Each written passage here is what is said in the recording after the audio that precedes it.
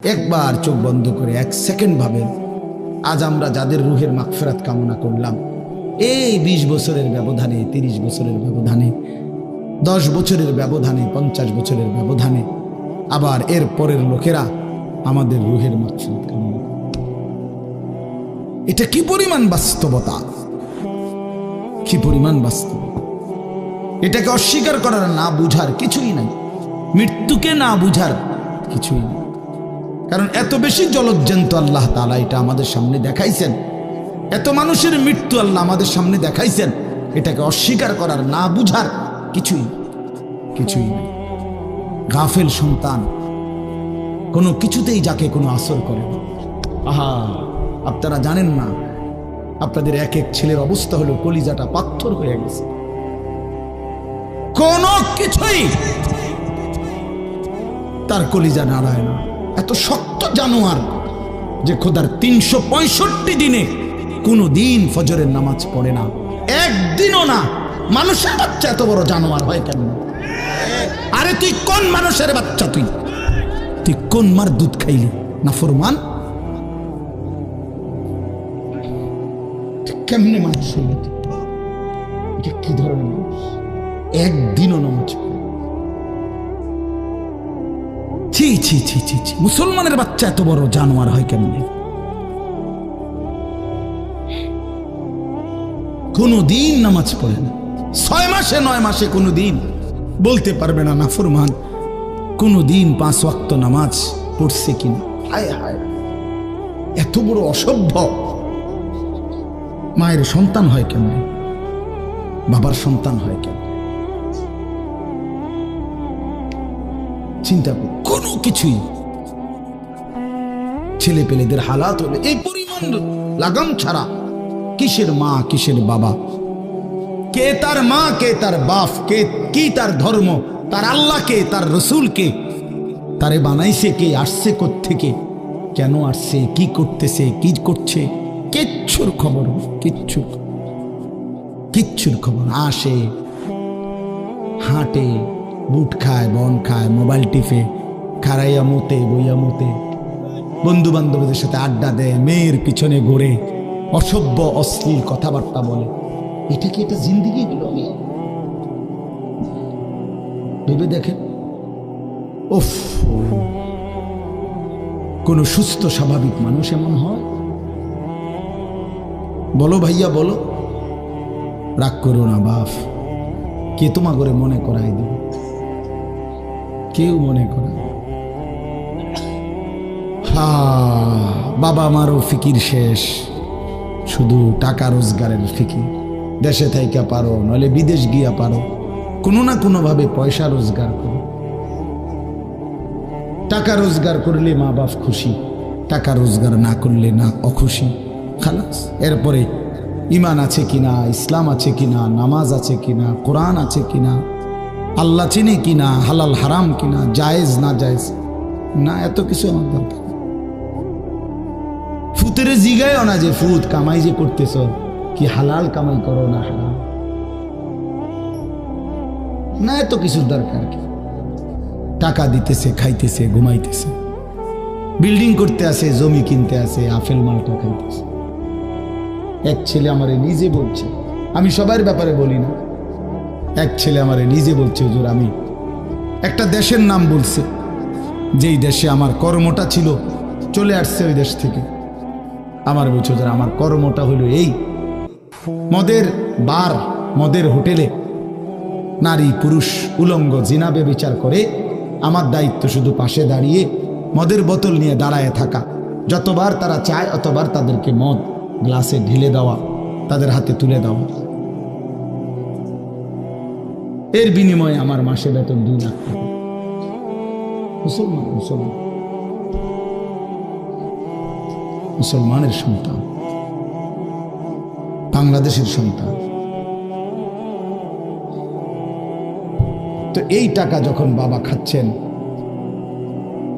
Building করতেছে, কোনো tension নাই।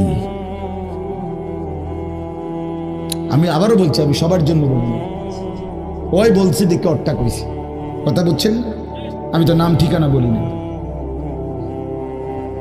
এই জন্য আমার বাপ,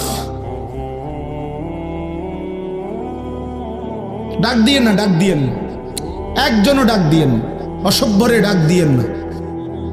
হ্যাঁ হ্যাঁ, ডাক দিবেন কেন? হাইওয়ানকে ডাক দিবেন কেন? শুনেন, আপনারাই শুনেন, এত এত মানুষ শুনতে হবে না। যদি আমার এই কথা একজনে বুঝেন, আমি মনে করি এতটুকুই আমার লাভ। দুইজন বুঝতে দুইজনই লাভ। আল্লাহ আমাদেরকে তৌফিক দান করে। চলেন, কোরআনুল কারীমের এই সূরাটি 99 নম্বর সূরা। 114টি সূরা কোরআন শরীফে, তন্মধ্যে এটা হলো 99 নম্বর, 30 নম্বর পারা। পুরা কোরআনুল কারীমের মধ্যে মোট 30 পারা। এই মোট 30 পারার মধ্যে এটা হলো 30 নম্বর পারার সূরা, 99 সূরার নম্বর। সূরাটির নাম হচ্ছে জিলজাল, সূরায়ে জিলজাল। জিলজাল শব্দের অর্থ বা জালজালা, জিলজাল একই শব্দ, দুই রকম ব্যবহার। অর্থ হলো ভূমিকম্প। জিলজাল শব্দের অর্থ কি বলেন? ভূমিকম্প। ভূমিকম্প, এই যে জমিন কাঁপে, ভূমিকম্প হয়, এই সূরার অর্থ হলো এইটা। এই ভূমিকম্প বলতে, জিলজাল বলতে আল্লাহ তাআলা কিয়ামতের ভূমিকম্প বুঝাইছে। পৃথিবীতে এমনিতে প্রতিনিয়ত মাঝে মধ্যে বিভিন্ন এলাকা ভেদে, অঞ্চল ভেদে ভূমিকম্প হয়। হ্যাঁ, আধা মিনিট, 30 সেকেন্ড, 40 সেকেন্ড, 50 সেকেন্ড, কিংবা তার চাইতে সামান্য কম বেশি এরকম সময় ভূমিকম্প হয়। এতেই বহু ক্ষয়ক্ষতি হয়। যখনই যেখানে কোথাও ভূমিকম্প হয়, তো সেখানে অনেক ক্ষয়ক্ষতি হয়, ঘর বাড়ি বিভিন্ন কিছুর অনেক ক্ষতিগ্রস্ত হয়। কিন্তু আল্লাহ তাআলা বলেন একটি চূড়ান্ত ভূমিকম্প আছে, যেই ভূমিকম্পটা যখন হবে তখন একসাথে আল্লাহর সৃষ্টি পুরাটা জমিন একসাথে ভূমিকম্প হবে, এবং সেটা কতক্ষণ থাকবে সেটা আল্লাহই জানে, সেটা আল্লাহই জানে। এরকম ভূমিকম্প হবে, আর সেই ভূমিকম্পটা হলো কিয়ামতের ভূমিকম্প। অর্থাৎ এই পৃথিবী ধ্বংস করার জন্য আল্লাহ তাআলা তার গোটা সৃষ্টি জগৎকে মউত দিবেন। মৃত্যু দুই রকমের, একটা হলো ব্যক্তিগত পৃথক একক মৃত্যু, আর একটা হলো গোটা আলমের মৃত্যু। সবার যখন পৃথক মৃত্যু হয় তো এটারে বলে মউত, আর গোটা পৃথিবীর যখন আল্লাহর সৃষ্টি সবটার যখন একসাথে মৃত্যু হবে সেটারে কয় কিয়ামত। সেটাই কিয়ামত, ওইটাও একটা মৃত্যু। আসমানের মউত হবে, জমিনের মউত হবে, সূর্য চন্দ্র গ্রহ নক্ষত্রের মৃত্যু হবে, অর্থাৎ সব কিছু শেষ হবে। তো এই যে কিয়ামত, এটা আমাদের ঈমানের অংশ, এটা হবেই হবে, এটা হবেই হবে। আখিরাত, কিয়ামত, এই পৃথিবী একদিন ধ্বংস হবে, শেষ হবে, এটা কোরআনুল কারীমের অসংখ্য আয়াতে আল্লাহ তাআলা বলছেন, বারবার বলছেন, বারবার, যে বান্দা যত সুন্দরী তোমার কাছে লাগে দুনিয়া, যত আকর্ষণীয় মনে হয় না কেন দুনিয়া, একে তো তুমিও থাকবে না, একে তো দুনিয়া নিজেই থাকবে। দুটোটা মনে রাখবে, না তুমি থাকবে স্থায়ী, না দুনিয়া থাকবে স্থায়ী, কোনোটাই না। তুমিও মৃত্যুবরণ করবা, একদিন দুনিয়ারও মৃত্যু হয়েছে, দুনিয়ারও মৃত্যু হয়েছে। প্রতিটা মানুষকে মরতে হবে, এটা আমরা সবাই জানি। কুল্লু নাফসিন যায়িকাতুল মাউত, সমস্ত আত্মা, সমস্ত প্রাণ, আল্লাহ তাআলা বলেন মৃত্যুর স্বাদ গ্রহণ করুন, মৃত্যুর স্বাদ গ্রহণ করুন। কুল ইন্নাল মাউতাল্লাযী তাফিরুনা মিনহু ফাইন্নাহু মুলাকীকুম। আল্লাহ তাআলা বলেন, হে নবী আপনি বলে দেন, ও দুনিয়াবাসী, মৃত্যু থেকে তোমরা যেখানেই পলায়ন করো না কেন, মৃত্যু তোমাদের সাথে সেখানে গিয়েই নিজেই মোলাকাত করুন, সাক্ষাৎ করুন। তুমি ডাকতে হবে না, মৃত্যু নিজেই আসে, মৃত্যু নিজেই আসে। আইনামা তাকুনু ইউদরিকুমুল মাউতু ওয়ালাউ কুনতুম ফি বুরুজিন মুশাইয়াদা। আল্লাহ বলে, তুমি যদি এমন একটা বিল্ডিং বানাও, ঘর বানাও, যে ঘরটা অনেক উঁচা, যে ঘরটার উপর দিয়া কেউ ভিতরে ঢুকতে পারবে না, যে ঘরটার মধ্যে একটা ছিদ্র নাই, একদম আটকানো, তো এরকম একটা ছিদ্রবিহীন সুউচ্চ ঘরও যদি তুমি বানিয়ে তার ভেতরেও তুমি আশ্রয় নাও, তো ইউদরিকুমুল মাউতু, মৃত্যু তোমার সেখানেই পৌঁছে। তোমার সেখানেই পৌঁছবে। প্রিয় ভাই আমার, বন্ধু আমার, নওজোয়ান সাথীরা আমার, মৃত্যু এক অনিবার্য বাস্তবতা, চিরন্তন বাস্তবতা। এটা গ্রহণ করতেই হবে। হাসলেও মরতে হবে, কাঁদলেও মরতে হবে, সুখেও মরতে হবে, দুঃখেও মরতে হবে। রাজপ্রাসাদ আর অট্টালিকার মানুষটাও মরে যাবে। জীর্ণ কুটিরে যে লোক থাকে, হ্যাঁ, সেই লোকটাকেও মরতে হবে।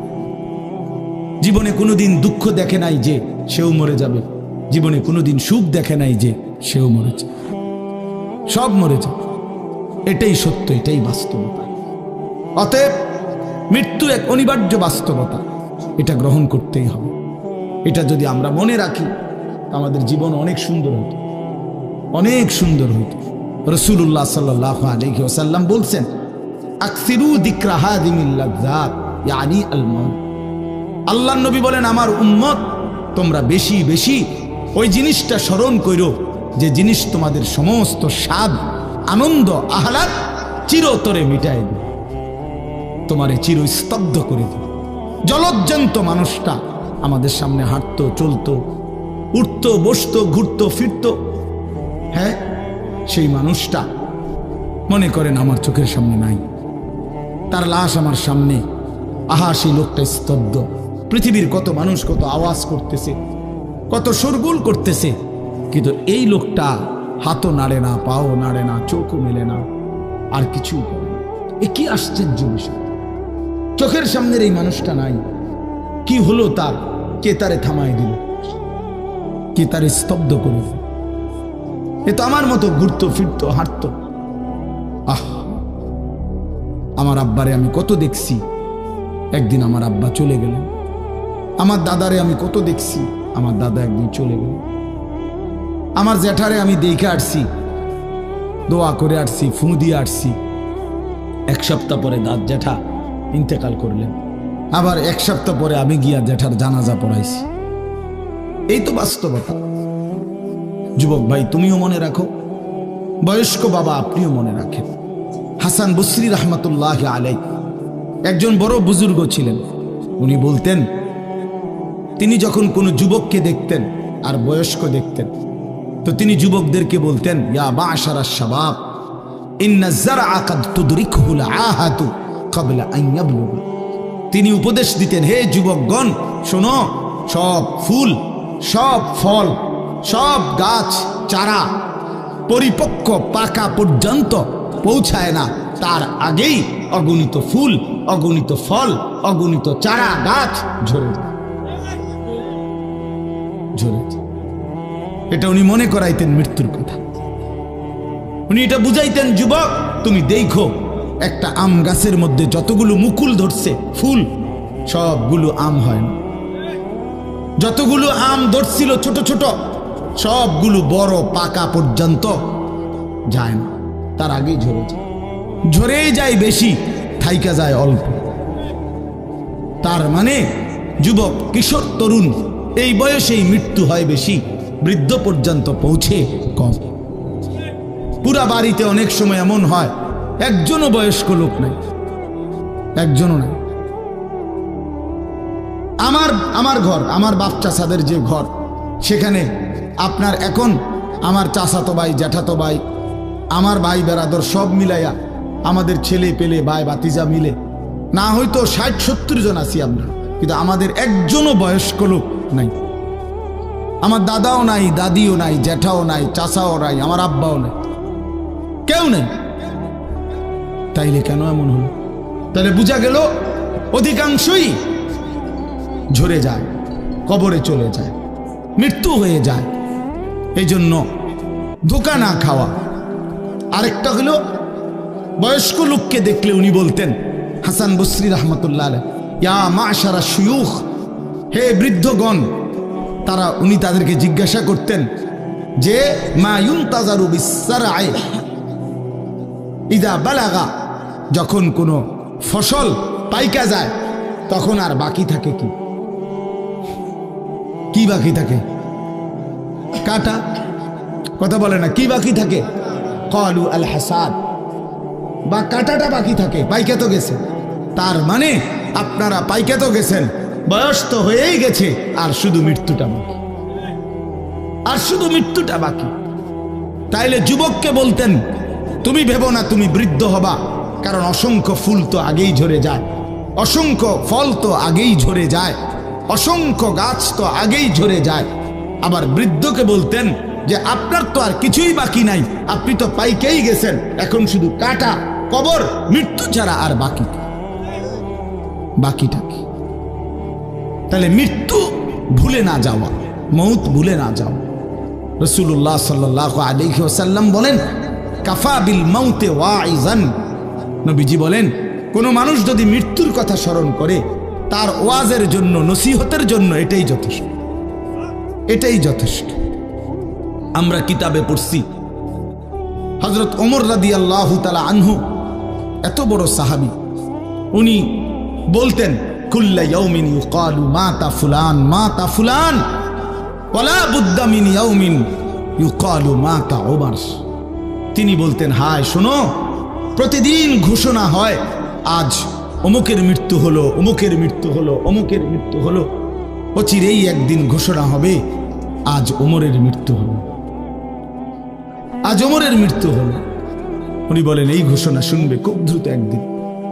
এই জন্য বাপ, এই আমাদের ব্যক্তিগতভাবে প্রতিনিয়ত মৃত্যু হচ্ছে, ঠিক এভাবে আমরা তো মরছি, একদিন এই গোটা আলমের মৃত্যু হবে, একদিন এই গোটা সৃষ্টিটাই আল্লাহ তাআলা গুটায় ফেলবে। আচ্ছা, কি আশ্চর্য কথা, এটা কি অবাক করা। এক মিনিট যদি কেউ বিবেক দিয়া ভাবে, যারে বলে কি হুজুর, বলেন কি, এত বড় আসমান ভেঙে যাবে, এই সূর্য খসে পড়বে, চাঁদ খসে পড়বে। আল্লাহ তাআলা বলছে, ইযাস সামাউন ফাতারাত, আসমান ভেঙে যাবে, ওয়া ইদাল কাওয়াকিবুন তাসারাত, তারকারাজি খসে খসে পড়বে, ইযাস শামসু কুব্বিরাত ওয়া ইদাল কাওয়াকিবুন তাসারাত। আল্লাহ তাআলা বলছেন, সূর্যটা গুটায় ফেলা হবে, পাহাড়গুলো বালির মতো, তুলার মতো উঠতে থাকবে। ইদা রাজ্জাতিল আরদু রাজ্জা, এই জমিনের মাটিগুলো রেজা রেজা, পাউডার পাউডার হয়ে যাবে। ওয়া ইদাল বিহারু ফুজ্জিরাত, সমুদ্র, খাল, বিল, নদীর পানিগুলো সব টকবগে উতরাইয়া গরম হইয়া বাষ্পের মতো উড়ে যাবে। না কোথাও পানি থাকবে, না কোথাও গাছ থাকবে, না আসমান থাকবে, না জমিন থাকবে, কিছুই না। আচ্ছা, এটা কেমন কথা, এটা কেমন আশ্চর্য বিষয়। এই গোটা আলমের মৃত্যু হবে। আল্লাহ তাআলা কোরআনুল কারীমে বিশ্বাস করেন, অসংখ্যবার এই কথা এটা বলছে, এটা হবেই হবে। ইদা ওয়াকাতিল ওয়াকিআ, আল্লাহ বলেন এই ঘটনাটা ঘটবে। লাইসা লিওয়াকাতিহা কাযিবা, এই ঘটনা মিথ্যা মনে করার মতো কেহ নাই। যেদিন ঘটে যাবে তখন আর কারো কোনো মিথ্যাবাদী আর থাকবে না, অর্থাৎ কেউ আর অস্বীকার করার সুযোগ হবে না। চোখের সামনে দিন, চোখের সামনে দিন। কোরআন শরীফে একটা সূরা আছে, সূরা হজ। ওই যে আমরা হজ করি না, এই হজ সূরাটার নাম। এই সূরার শুরুতে আল্লাহ তাআলা এই পৃথিবী ধ্বংসের, কিয়ামতের একটা সাংঘাতিক বর্ণনা দিয়েছেন। ওইখানে আছে, আল্লাহ বলেন, ইয়া আইয়ুহান নাসু তাকু রাব্বাকুম, তোমরা আল্লাহকে ভয় করো।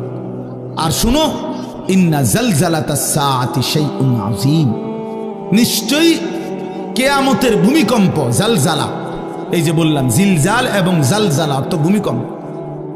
আল্লাহ বলেন কিয়ামতের ভূমিকম্প, ইসরাফিল যখন ফু দিবে, আমার এই পৃথিবী যখন ভাঙতে শুরু করবে, এই সৃষ্টি জগৎ পুরাটা যখন আমি আল্লাহ গুটায় ফেলবো, ওয়াসসামাওয়াতু মাতবিয়াতুম বিয়ামিনি, আল্লাহ বলেন 7 আসমান আমি আল্লাহ তাআলার হাতের মধ্যে গুটায় ফেলবো,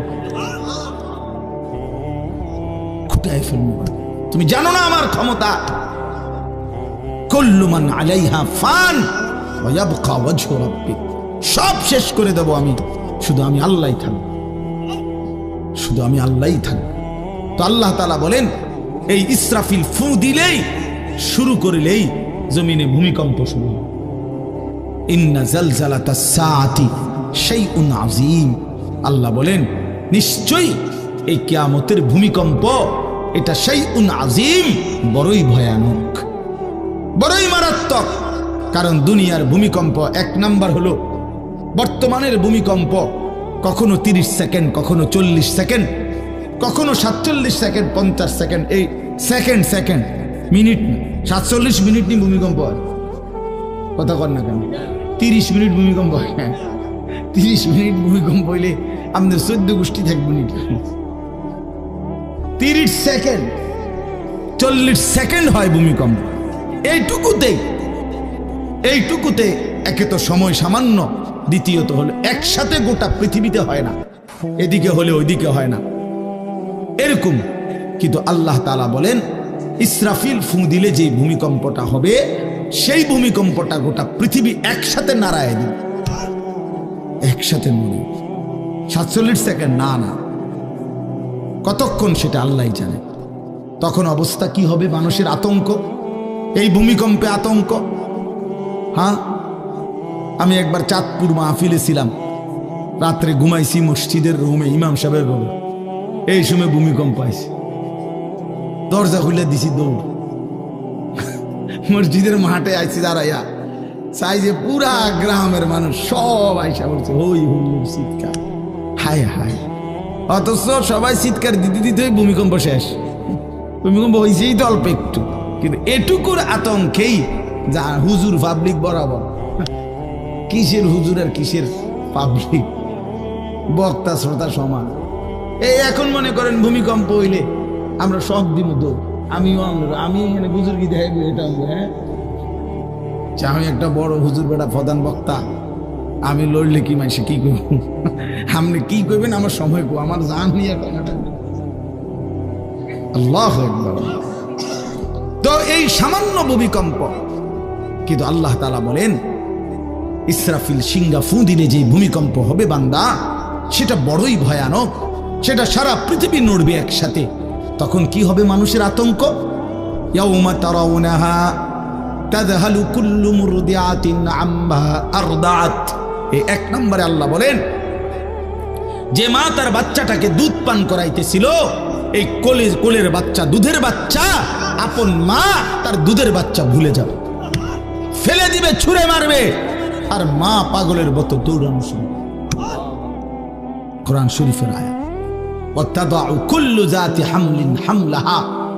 এবং আল্লাহ তাআলা বলেন যে মায়ের পেটের বাচ্চা 10 মাস পূর্ণ হয়ে গেছে, আগামী 2 ঘন্টা 5 ঘন্টা পরে বাচ্চাটা এমনিতেই প্রসব হইতো। আল্লাহ তাআলা বলেন ইসরাফিলের ফু দিলে জমিন যখন কাঁপতে শুরু করবে, তো এই গর্ভধারিণী মা, গর্ভবতী নারী পাগলের মতো এভাবে ছুটবে, দৌড়বে, নিজের গর্ভের বাচ্চা নিজেই পড়ে যাবে। ও তারান নাসা সুকারা, আল্লাহ বলেন মাতালের মতো সমস্ত মানুষগুলো ছুটতে থাকবে। ফাইদা বারিকাল বাসার ওয়া খাসাফাল কামার ওয়া জুমিআ আশ-শামসু ওয়াল কামার। আল্লাহ তাআলা বলে চন্দ্র সূর্য আলোহীন হয়ে যাবে, সূর্য চন্দ্র এক হয়ে যাবে। ওয়া জুমিআ আশ-শামসু ওয়াল কামার ইয়াকুলুল ইনসানু ইয়াওমাইদিন আইনাল মাফার। লোকেরা দৌড়বে আর ছুটবে, মানুষ একে অপরকে জিজ্ঞেস করবে ভাইয়া পালাবো কোথায়, দাঁড়াবো কোথায়? কোথাও তো স্থির কোনো জায়গা নাই, কোথায় দাঁড়াবো? আল্লাহ তাআলা বলেন কাল্লা লা ওয়াজার, না বান্দা, সেদিন আর কোথাও জায়গা মিলবে না। ইলা রাব্বিকা ইয়াওমাইদিনিল মুস্তাকার, আজকে শুধুই কেবল তোমার আল্লাহর কাছেই আশ্রয় ঠিকানা। এভাবে বহু আয়াত কোরআনুল কারীমের মধ্যে আল্লাহ তাআলা বর্ণনা করছেন। আমার ভাই, তো এই ইসরাফিলের ফু দিলে গোটা আলমের মৃত্যু হবে, ভূমিকম্প শুরু হবে। তো এই ভূমিকম্প কেন হবে? এই কাঁপতে কাঁপতে সমস্ত কিছু ভাঙ্গা একসাথে, এই সব কিছু আল্লাহর সৃষ্টি, সমস্ত কিছুই জমিনের তলদেশে চলে যাবে।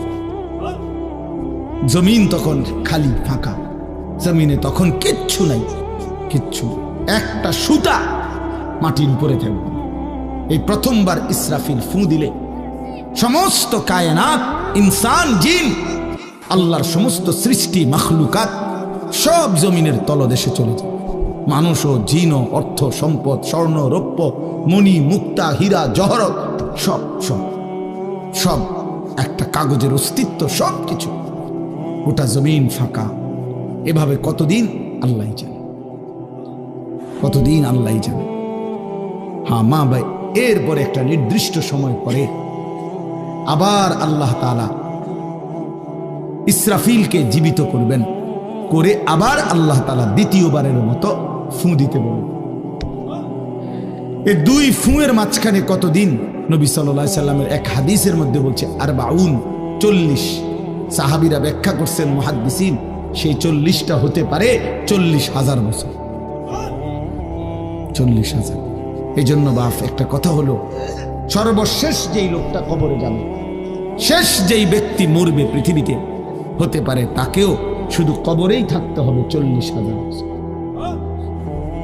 40,000 বছর, এরপরে তো আখিরাত। এই 40,000 বছর যদি কবরে আযাব হয়,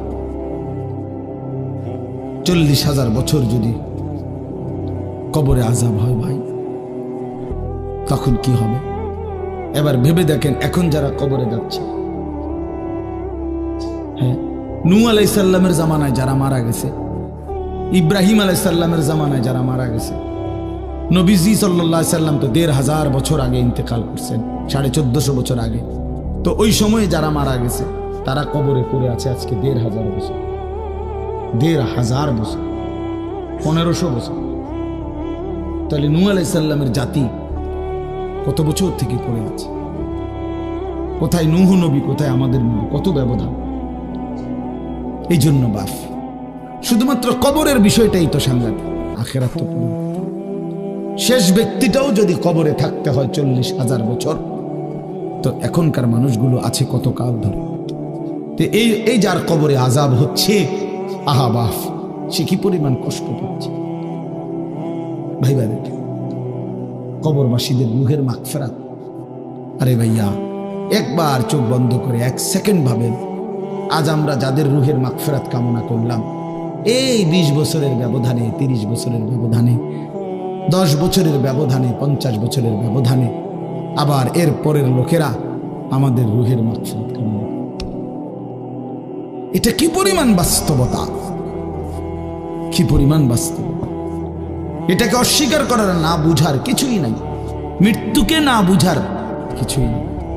কারণ এত বেশি জলজ্জান্ত আল্লাহ তাআলা এটা আমাদের সামনে দেখাইছেন, এত মানুষের মৃত্যু আল্লাহ আমাদের সামনে দেখাইছেন, এটাকে অস্বীকার করার, না বুঝার কিছুই নেই।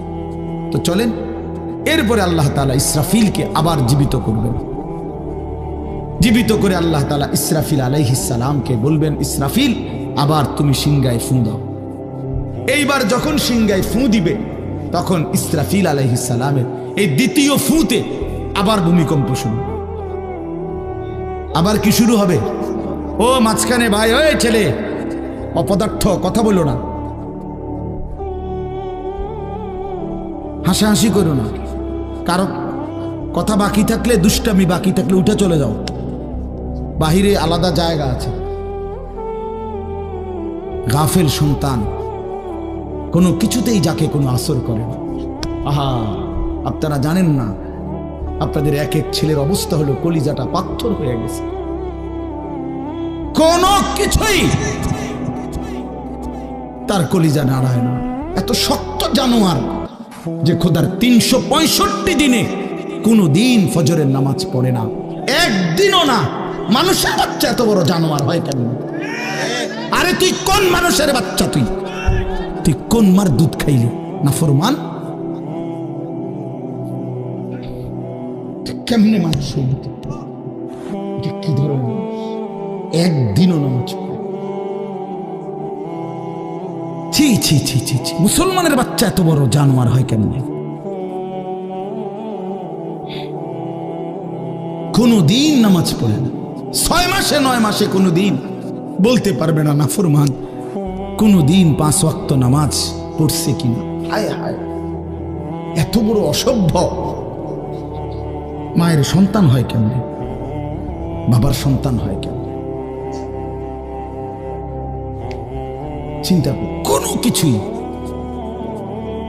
ছেলে পেলেদের হালাত হলে এই পরিমাণ লাগাম ছাড়া, কিসের মা কিসের বাবা, কে তার মা কে তার বাপ, কে কি তার ধর্ম, তার আল্লাহ কে, তার রসুল কে, তারে বানাইছে কে, আসছে কোত্থেকে, কেন আসছে, কি করতেছে, কি করছে, কিচ্ছুর খবর নেই, কিচ্ছুর খবর। আসে, হাঁটে, বুট খায়, বন খায়, মোবাইল টিপে, খাড়াইয়া মতে, বইয়া মতে, বন্ধু বান্ধবীদের সাথে আড্ডা দেয়, মেয়ের পিছনে ঘোরে, অসভ্য অশ্লীল কথাবার্তা বলে। এটা কি একটা জিন্দিগি হলো?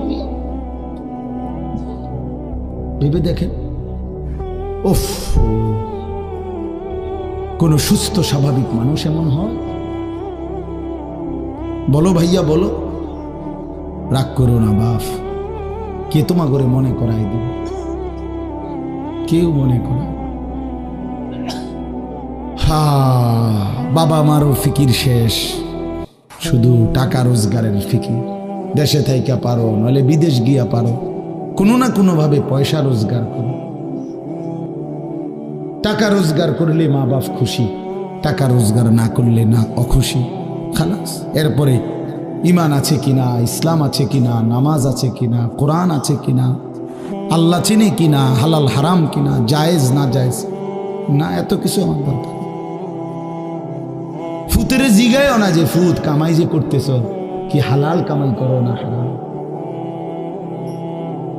না, এত কিছুর দরকার কি? টাকা দিতেছে, খাইতেছে, ঘুমাইতেছে, বিল্ডিং করতে আসে, জমি কিনতে আসে, আফেল মালটা খাইতেছে। এক ছেলে আমারে নিজে বলছে, আমি সবার ব্যাপারে বলি না, এক ছেলে আমারে নিজে বলছে, হুজুর আমি একটা দেশের নাম বলছে, যেই দেশে আমার কর্মটা ছিল, চলে আসছে ওই দেশ থেকে। আমার বলছে, হুজুর আমার কর্মটা হলো এই, মদের বার, মদের হোটেলে নারী পুরুষ উলঙ্গ জিনাবে বিচার করে, আমার দায়িত্ব শুধু পাশে দাঁড়িয়ে মদের বোতল নিয়ে দাঁড়ায় থাকা, যতবার তারা চায় অতবার তাদেরকে মদ গ্লাসে ঢেলে দেওয়া, তাদের হাতে তুলে দেওয়া। এর বিনিময়ে আমার মাসে বেতন 2 লাখ টাকা।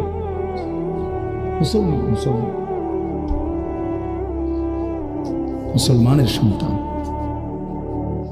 বাংলাদেশের সন্তান। তো এই টাকা যখন বাবা খাচ্ছেন, বিল্ডিং করতেছে, কোনো টেনশন নাই। আমি আবারও বলছি, আমি সবার জন্য বলি না, ওই বলছি দেখে অট্টা কইছি, কথা বুঝছেন? আমি তো নাম ঠিকানা বলি না। এই জন্য আমার বাপ, ডাক দিয়েন না, ডাক দিয়েন না, একজনও ডাক দিয়েন না, অসভ্যরে ডাক দিয়েন না। হ্যাঁ হ্যাঁ, ডাক দিবেন কেন? হাইওয়ানকে ডাক দিবেন কেন? শুনেন, আপনারাই শুনেন, এত এত মানুষ শুনতে হবে না, কোনো অসুবিধা নেই, কোনো অসুবিধা নেই। আমি তো এটাই বুঝাইতে চাইতেছি, প্রত্যেকটা মানুষ আজকে মুসলমান, আমরা ঘর দেখায়, ফার্নিচার দেখায়, বিল্ডিং দেখায়। হুজুর দোয়া করেন, ঘরটা করছি, হুজুর দোয়া করেন। কিতা দোয়া করতে হবে না, কিতা দোয়া করতে, বিল্ডিং এর দোয়া কিতা? আবার ইট বালুর লেগে দোয়া করে লাভ কি বেড়া? হুজুর মোটরসাইকেল কিনছি, হুজুর দোয়া করে দেন। কিতা দোয়া করতে? কি মোটরসাইকেলের দোয়া কিতা? আবার আজীব লাগে না? বাস্তব এগুলো ছাদ ডালাই দিয়ে মাইজ গে, হুজুর হুজুর দোয়া করে দেন। ছাদ ডালাই দোয়া, ওটা ছাদ ডালাই করে, ওটার ফুতে মোবাইলে অশ্লীল উলঙ্গ ছবি দেয়। ওটার সন্তান উনি দাঁড়াইয়া রয়েছে মিস্ত্রির সামনে, ওনার গাম বাইয়া বাইয়া পড়তেছে ছাদ ডালাইয়ের দিন, আর অসভ্য জানোয়ার সন্তান বন্ধুদের সাথে উলঙ্গ ছবি দেখতেছে। ওই জানোয়ারের জন্য উনি ছাদ ডালাই দিতেছে, ওই হাইওয়ানের জন্য উনি ঘর করে দিয়ে যেতেছে। উনি কবরে জায়গা ঘর করে দিয়ে গেছে, এর জন্য ঘর করলেন? ছি ছি ছি ছি ছি। আমার দেওয়া ঘরে আমার কষ্টের কমাইয়ে এখানে বসে বসে রঙিন ছবি দেখবে, উলঙ্গ দৃশ্য দেখবে ঘরে শুয়া শুয়া সারা রাত। এর জন্যই আমার জীবনের এই অর্জন, এই ছিল আমার উপার্জনের উদ্দেশ্য। আহ, কতবার বললে বুঝবেন? কেমনে বললে বুঝবেন? কারে বললে বুঝবেন? আল্লাহ মাফ করে দেন। চলেন বাপ, তো বলতেছিলাম আল্লাহ তাআলা ইসরাফিল আলাইহিস সালামকে বলবেন আবার ফু দাও। তো তিনি দ্বিতীয়বারের মতো ফু দিলে জমিন আবার ভূমিকম্প শুরু হবে। এই ভূমিকম্পে জমিন কাঁপতে কাঁপতে এইবার জমিনের তলদেশে ওই প্রথমবার ফু দেওয়াতে ভূমিকম্প কাঁপতে কাঁপতে সব উপরে যা ছিল সব নিচে চলে গেছে। মনে আসেনি এটা কইছি? তাহলে উপরটা কি? ফাঁকা। এইবার নিচে যা ছিল সব উপরে চলে আসবে। এই আসলেই এটা হাসরের মাঠ। সমস্ত নিচের জিনিস যা কিছু, একেবারে মানুষ, গরু, ছাগল, হাঁস, মুরগা, জিন, ইনসান, ঘর দুয়ার, বাজার, ব্যবসার দোকান, টাকা, হীরা জহরত, মণি মুক্তা, টাকা পয়সা, অর্থবিত্ত, সব সোজা কথা জমিনের তলদেশের সব কিছু জমিনের উপরে উঠে আসবে। উঠে আসলেই এইটা হাসরের মাঠ। এইটা এই হাসরের মাঠ কোনটা জানেন? এই যেখানে বসে আছেন এখন, এটাই হাসরের মাঠ। এই জমিনের উপরেই হাসরের মাঠ। বাকি শুধু আল্লাহ কোরআন বলছে ইদাল আরদু মুদ্দাত, আমি আল্লাহ জমিনটাকে টেনে আরো লম্বা করে দেব, আরো বড় করে দেবো, আর কি প্রশস্ত করে দেবো। কারণ ওই যে পিসের মানুষ খারাপ লাগবে না? মানুষ তো দাঁড়াই বসেই আদম আলাইহিস সালাম থেকে নিয়া, তো মানুষ বেশি না? মানুষ, গরু, ছাগল, হাঁস, মুরগা, জিন, ভূত সব খারাপ না? সব দাঁড়াবে তো। এই জন্য আল্লাহ তাআলা বলেন জমিন আমি প্রশস্ত টেনে দিব, লম্বা করে দিব, এতটুকু। বাকি এটাই হাসরের মাঠ, এটাই হাসরের মাঠ। এই কথাটাই এখানে আল্লাহ তাআলা উল্লেখ করছেন। ইদা জুলজিলাতিল আরদু জিলজালাহা, যখন দ্বিতীয়বারের মতো ইসরাফিলের ফু দিলে জমিনের ভূমিকম্প শুরু হবে। ওয়া আখরাজাতিল আরদু আসকালাহা, আল্লাহ তাআলা বলেন তখন জমিন তার তলদেশে যা ছিল সমস্ত জমিনের তলদেশে, এগুলো এতদিন জমিনের বোঝা ছিল, বোঝা মানে মাটির নিচে, এগুলো সে মনে যেন ফোজা কান্দে লইছে। এবার ওয়া আখরাজাতিল আরদু আসকালাহা, জমিন তার বোঝা মানে জমিনের তলদেশে যা ছিল সে এবার তা জমিনের উপরে উঠাই দিবে, উপরে উঠাই দিবে। এরপরে আশ্চর্য কথা শুনেন, এরপরের কথাটার জন্য রাসূলুল্লাহ সাল্লাল্লাহু আলাইহি সাল্লাম হাদিসে বলছেন, এই ভাই শুনেন, ছেলেরা তোমরাও শোনো। নবী সাল্লাল্লাহু আলাইহি সাল্লাম বলেন এই জমিনের তলদেশ থেকে যখন সবকিছু উপরে উঠে আসবে তখন অর্থ সম্পদ, হীরা জহরত, মণি মুক্তা, স্বর্ণ রৌপ্য, এগুলো স্তূপ আকারে উঠে আসবে জমিনের উপরে, মানে হাসরের মাঠে।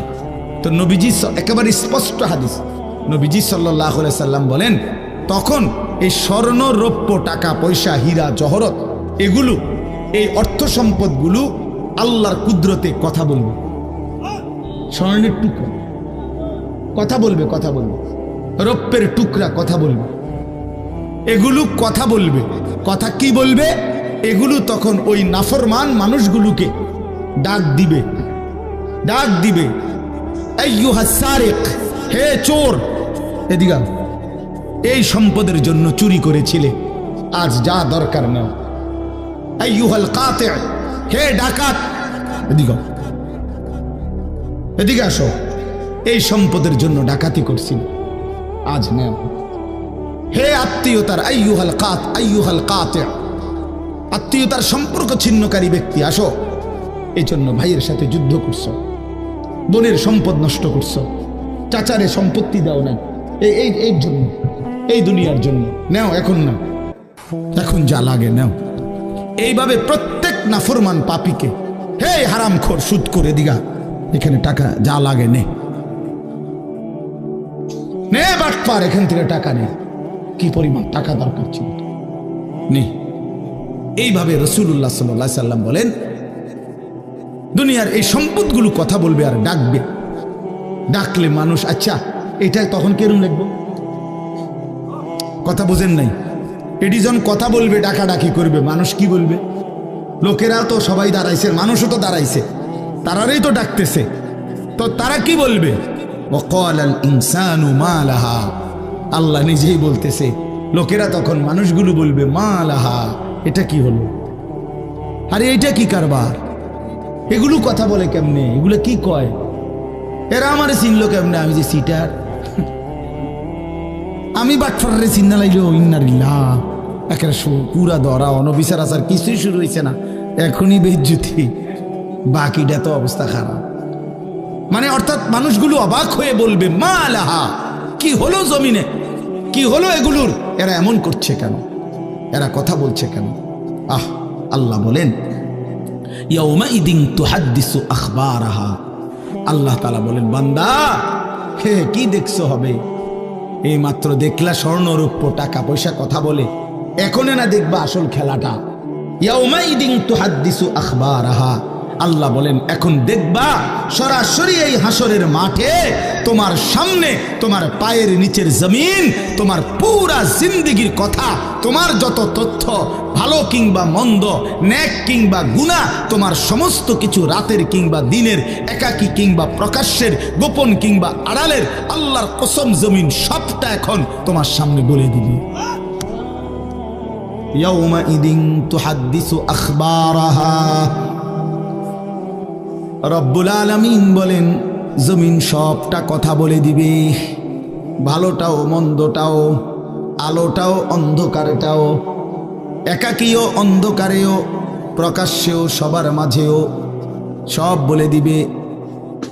রাতের চুরি বলে দিবে, রাতের তাহাজ্জুদ তাও বলে দিবে, মদের আড্ডার কথাও বলে দিবে, জুয়ার আড্ডার কথাও বলে দিবে।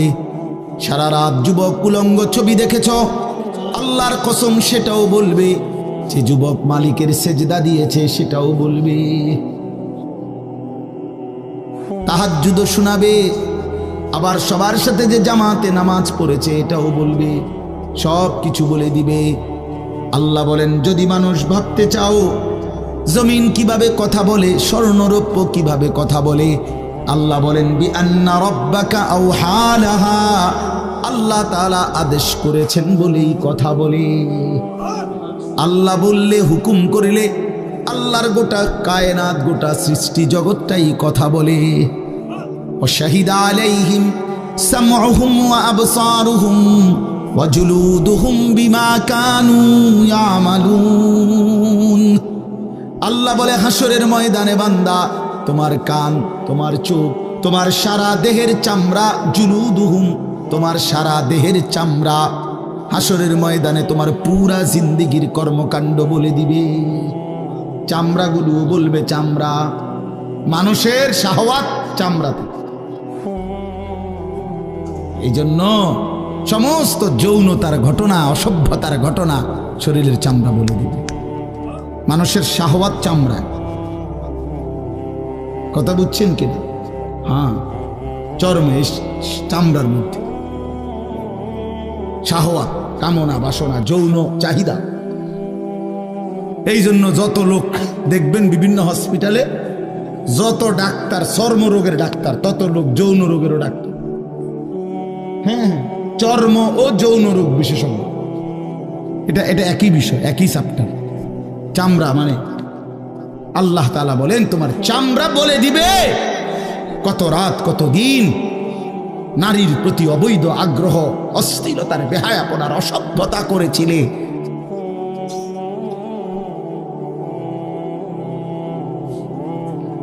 হায় হায়,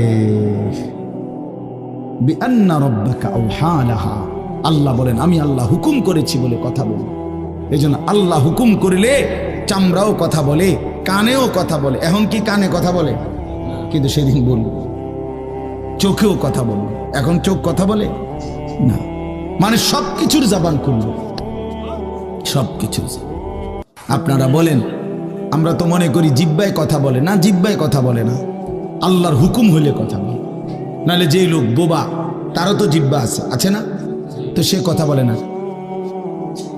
যে লোক কানে শুনে না, তো তার কি আপনার এইভাবে কান বলতে কিছু নাই, তো সে শুনে না কেন, কথা বলেন না কেন?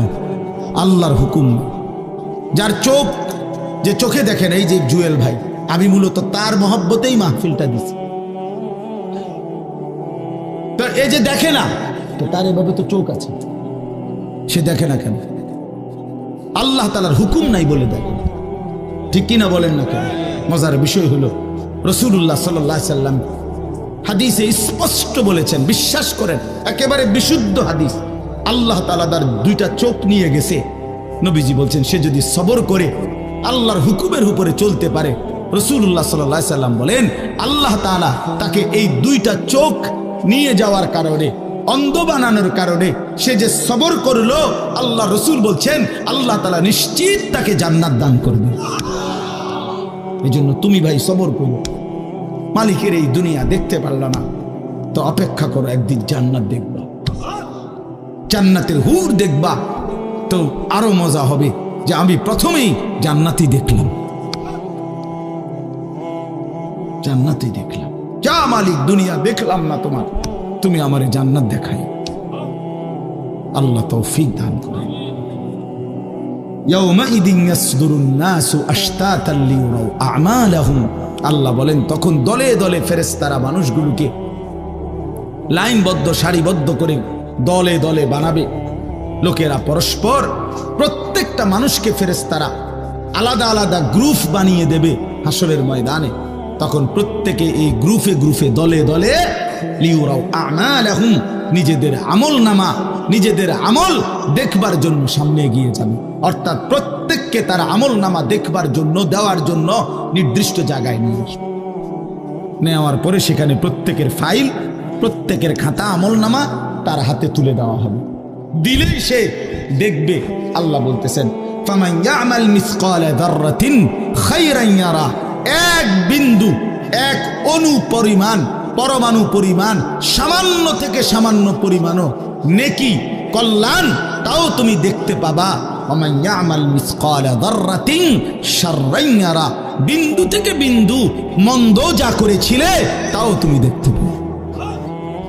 এক জাররা, মূলত জাররা বলে তাফসীরের মধ্যে লিখছে লা ওয়াজনা লাহু লা জিনাতা লাহা, যেটার কোনো ওজন হয় না, এত সামান্য, এত সামান্য, ওজন নাই, মানে 100 গ্রামও না, 10 গ্রামও না, 1 গ্রামও না, আধা গ্রামও না, এত সামান্য, এটা কোনো ওজন নাই, ওজন নেই, ওজন আসে না আর কি, ওজনে হয় না, এরে বলে জাররা। তাফসীরের মধ্যে লিখছে কোন ব্যক্তি, হযরত আব্দুল্লাহ ইবনে আব্বাস বলেন, কোন ব্যক্তি যদি মাটিতে এমনি হাত মারে, মানে হাত লাগাই আবার উঠাই লাইছে, তখন এই যে বালুগুলো লাগছে, এই বালুর যেগুলো হাত থেকে ঝরে পড়ে কণা, এগুলো তার চাইতে সামান্য এক জাররা।